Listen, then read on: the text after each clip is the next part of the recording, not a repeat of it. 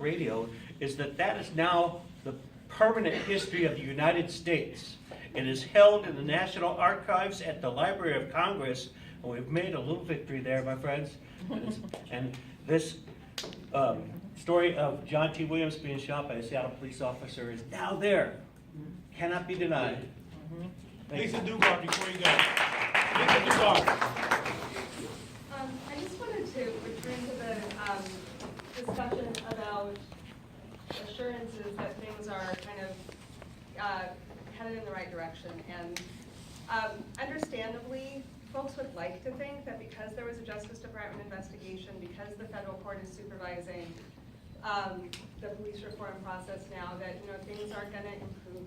But I think that there's a reason that doesn't necessarily resonate with everybody in the room.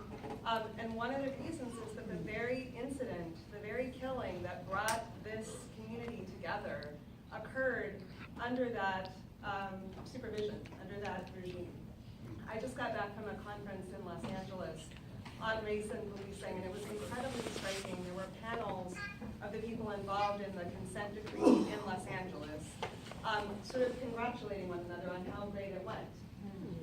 And in that same room, at that same moment, the walls were lined by students and others from Black Lives Matter and other organizations, all holding signs with the names of people who had been killed in LA by police this year. Former Sheriff Farr was on the same panel that I was. Just the gap, I think, is what I'm trying to call attention to. The gap between like the formal story that this is being managed and taken care of, and the felt reality that the Shea Taylor shooting itself manifests can be worlds apart. That shooting and what happened afterward led the Community Police Commission to make a new recommendation, which we are going to be moving forward, which is that we need to have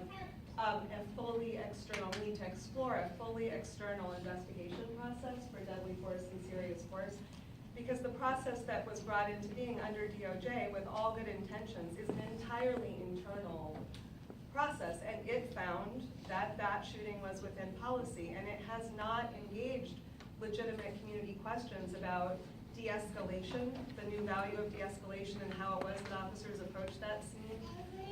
There may be a good answer to that, but it's not one that has been openly offered to the public. And then the recent disclosure of the officers' statements raised further questions. So I think it's a really important cautionary lesson that we're not done, and we're never really going to be done. We're definitely not done just because like the official people in charge say that things are better. The on-the-ground reality is always going to test that. And right now, we would none of us be together in this room tonight if it were as taken care of as folks hoped 3 years ago when we got started in the formal consent decree process. So I'm just going I think Lisa makes a very important point. This process will never be done. And the whole idea of how we create an accountability process is because we are human. Times change, people change, new police officers come on, others leave, elected officials change. So we have to create a process that we hope will constantly be one where we continue to try and get better.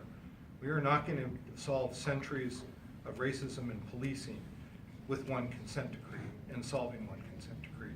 It is all these things together and moving forward. But I will say this, we're in a lot better place today because we decided to stop fighting with the monitor and stop fighting with the federal government. Thanks. Thank you.